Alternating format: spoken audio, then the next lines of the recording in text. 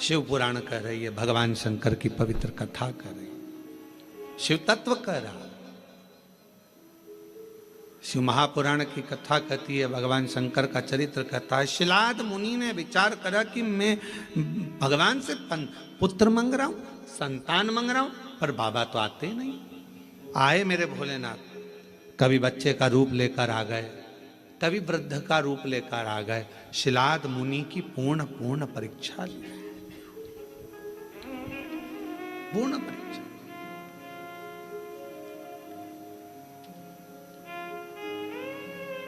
आखिरी में मेरे भगवान ओघड़दानी शिव जी आए और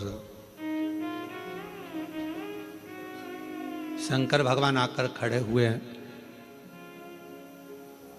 सुंदर बागंबर, मस्तक पर चंदा, त्रिपुंड, त्रिनेत्र, त्रिशूल। मांगो, क्या चाहिए तुमको? अब शिलाद मुनि ने पहले तो ये नहीं कहा कि मुझे औलाद चाहिए। शिलाद मुनि ने सबसे पहली बात कही कि ये बताओ,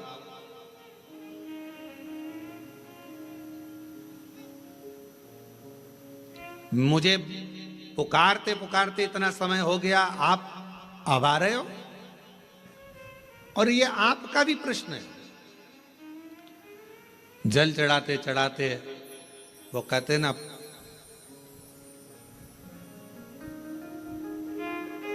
तुम्हें पुकारते पूरी रात हो गई, तुम्हें पुकारते पूरी रात हो गई, मेरे शिव आए ना और सुबह हो गई। मैं कितना पुकारती रही। आप में से कई लोग ऐसे होंगे जो भगवान शिव के मंदिर में जल चढ़ाते हैं, पशुपति व्रत करते हैं, सोमवार का व्रत करते हैं, प्रदोष करते हैं, शिवरात्रि करते हैं, पार्थिव लिंग का निर्माण भी करते हैं, आराधना भी करते हैं। उसके बाद भी भगवान शंकर नहीं सुन रहा, तो उसके लिए ये उत्तर मेरे भगवान शंकर शिलाद मुनि के सम्मुख में प्रश्न का उत्तर दे रहे हैं। आपने इतना समय लगा दिया, इतना समय।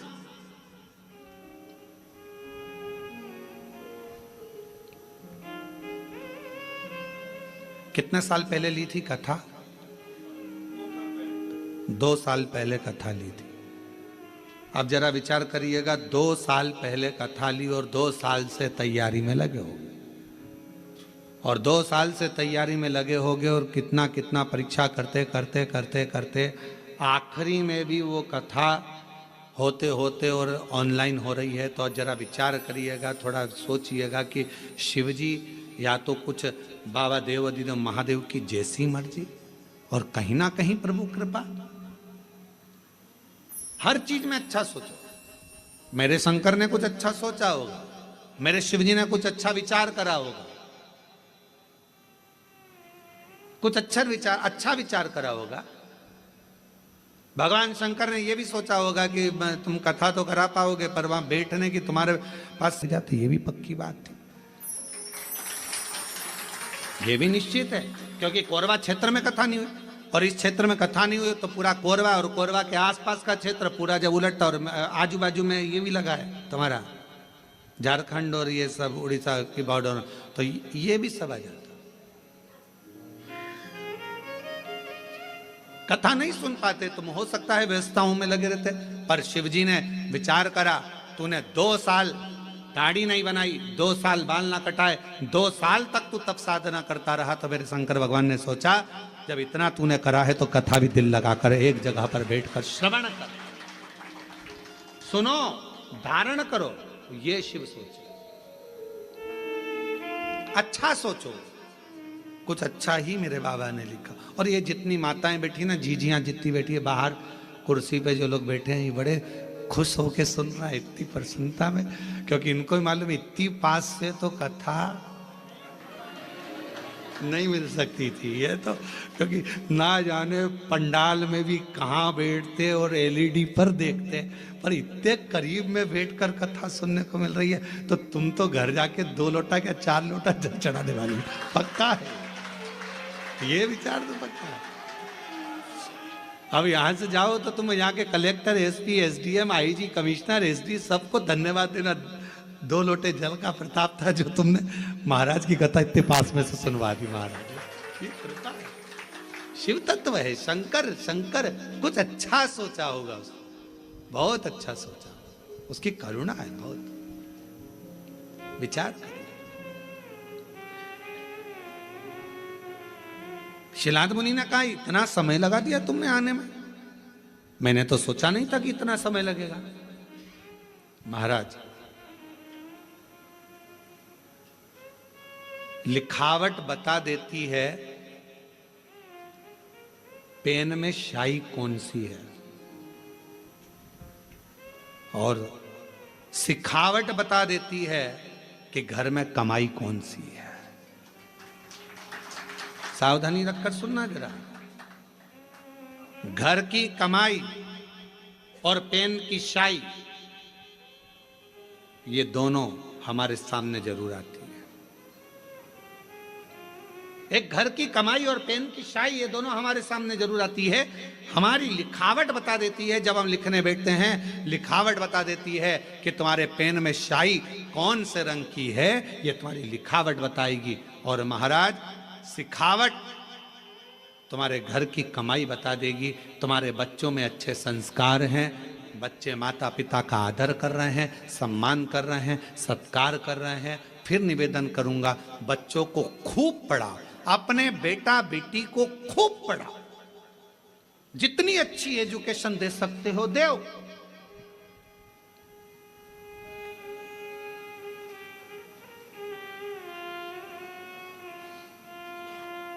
खूब पढ़ाओ,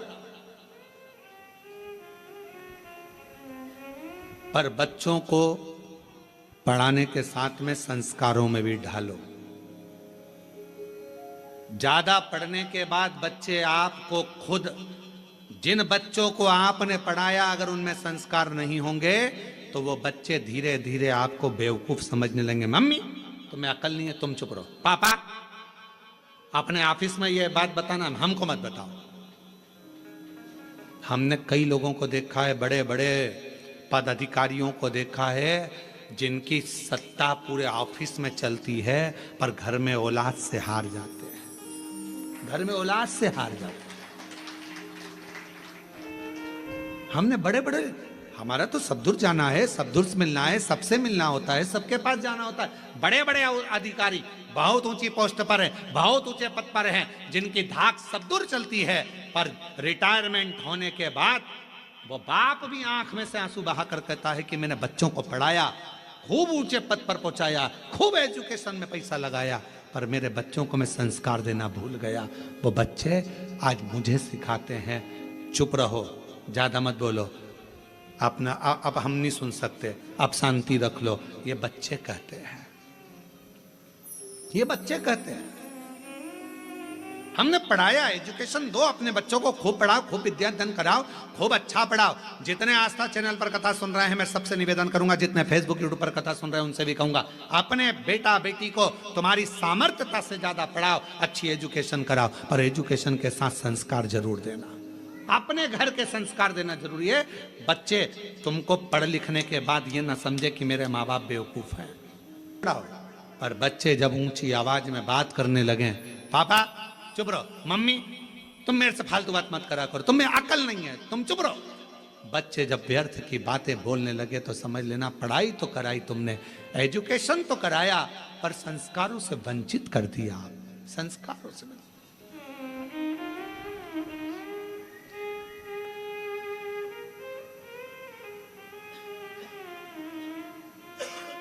इसलिए ये व्यासपीठ हमेशा कहती आई है और आज फिर कहती है, अपने बच्चों की पढ़ाई में तुम जो खर्च कर रहे हो, ऐसा ही खर्चा एक अपने आस पास मोहल्ले में, कॉलोनी में, सोसाइटी में, समाज में, अपने रिश्तेदारों में, नातेदारों में, या अपने आसपास में कोई भी समाज का व्यक्ति हो और उसके बच्चे को अगर पढ़ने का शौक हो, विद्या अध्ययन का शौक हो, वो पढ़ना चाहता हो, तो निवेदन है उसकी एजुकेशन का खर्चा आप उठाओ।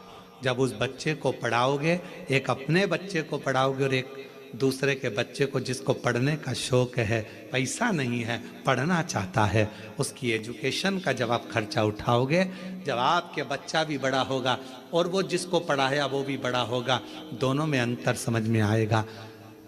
जिसको तुमने पढ़ा दिया, लिखा दिया, अगर वो ऊंचे पद पर पहुंच गया तो तुम्हारे एहसान को मरते दम तक नहीं भूलेगा। मरते दम तक कि मेरे पास वाले पड़ोसी ने मुझे पढ़ाया था, उसने अच्छी एजुकेशन कराई। इसलिए हमारी विठले सेवा समिति, हमारा कुबेरेश्वर धाम आज भी ना जाने कितने बच्चे हैं जिनकी फीस जमा करता है, जिनका पढ़ाता है, उनकी ड्रेस, उनकी किताब, ना जाने कितनों की फीसें जमा कर कर विठले सेवा समिति कॉलेज की, स्कूलों की फीस जमा कर कर बेटा बेटी को पढ़ा देती। और वो बच्चे जब अच्छे पद पर पहुंचते हैं तो याद करते हैं कि हमने विठले सेवा समिति ने हमारा खर्चा उस परिस्थिति में उठाया जब हमारे पास नहीं था।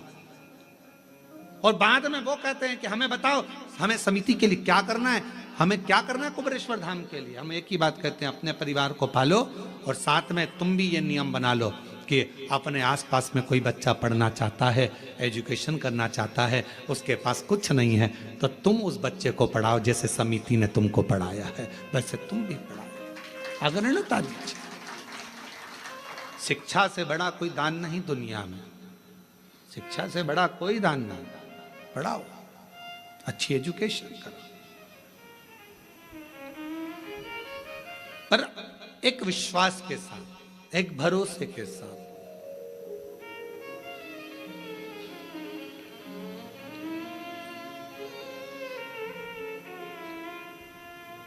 मैं तो बैठी थी गंगा किनारे, मैं तो बैठी थी गंगा किनारे।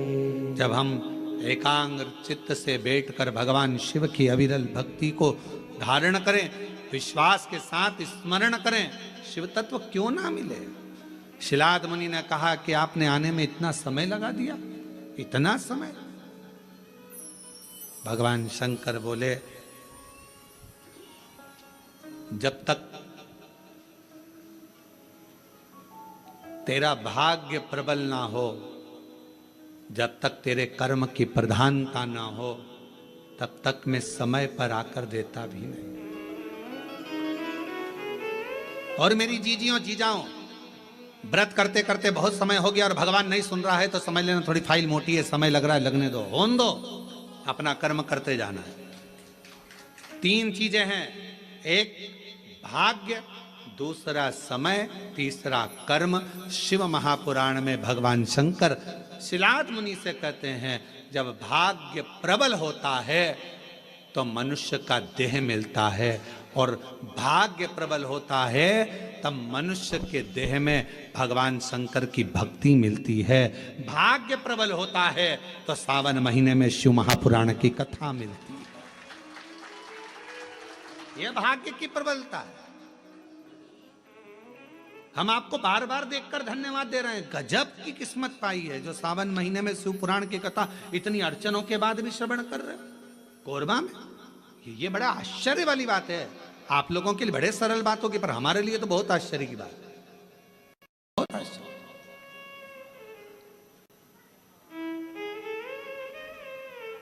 शिव तत्व, भाग्य की बात होती है तो मानव की देह मिलती है, सौभाग्य की बात होती है मानव की देह में भगवान शंकर की भक्ति मिलती है, और हजारों लाख गुना सौभाग्य प्रबल होता है। कोई अपने पूर्वजों का, माता पिता की पुण्याई होती है, तब जाकर हम शिव महापुराण की कथा श्रावण के महीने में बैठकर श्रवण कर पाते हैं। यह पुण्याई की बात, शिव तत्व की कृपा, भगवान शंकर की कृपा।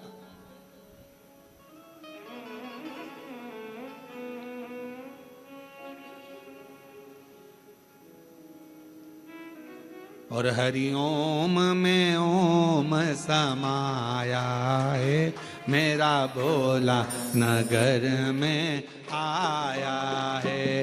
हरिओम में ओम समाया है, मेरा भोला नगर में आया है। हरिओम में ओम समाया है, मेरा भोला नगर में आया है।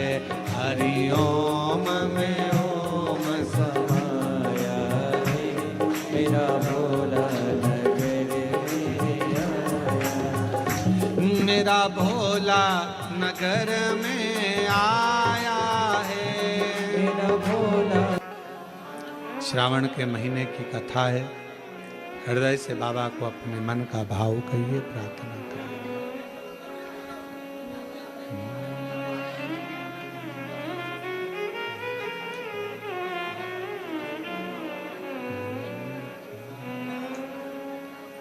श्री शिवाय नमस्तुभ्यं। श्री शिवाय नमस्तुभ्यं। श्री शिवाय नमस्तुभ्यं। श्री शिवाय नमस्तुभ्यं। श्री शिवाय नमस्तुभ्यं। भोला सब दुख काटो, ओ भोला सब दुख काटो। शिव शंकर जपो तेरी माला, भोले बाबा जपो तेरी माला। भोला सब दुख काटो, ओ भोला सब दुख काटो। वेश है मंगलकारी, वेश है मंगलकारी। शमशान वासी हमारा, शमशान वासी हमारा। ओ भोला सब दुख काटो, ओ भोला सब दुख काटो।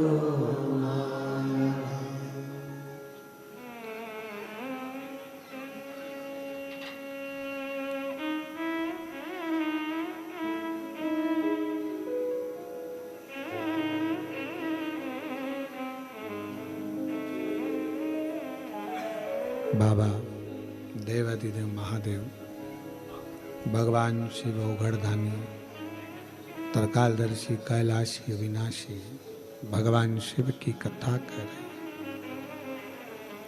शिव महापुराण की कथा वर्णन कर रहे। शिव तत्व कह रहा है, शिलाद मुनि की कथा कर रही है। एक भाग्य, दूसरा समय और तीसरा है कर्म। भगवान शिव ने कहा शिलाद मुनि से,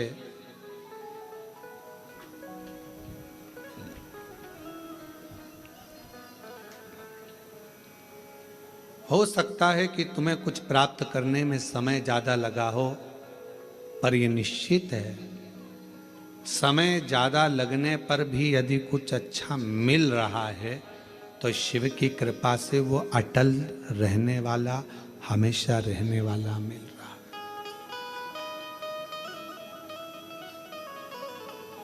वो हमेशा रहने वाला है। थोड़ा मेहनत करने के बाद अगर कोई चीज मिलती है ना तो वो थोड़ा टिकती है, रहती है। एकदम किसी को कोई चीज मिल जाती है तो वो उसका सम्मान करना भूल जाता है। धन था, एकदम मिल गया, बहुत संपदा मिल गई, शोहरत मिल गई, सत्ता मिल गई, वैभव मिल गया, तो वो इतना टिकेगा नहीं। एकदम जो मिला है वो ज्यादा टिकता नहीं। सीढ़ी दर सीढ़ी चढ़कर जो मिलता है, थोड़ा थोड़ा चढ़ते जाओ, आगे बढ़ते जाओ। अच्छा ईमानदारी से बोलो, एक पांव यहाँ रखोगे, एक पांव 4 सीढ़ी ऊपर रखोगे तो कहीं ना कहीं तो धक्का खाकर नीचे गिरोगे। थोड़ा संभल कर चलो, धीरे धीरे चलो।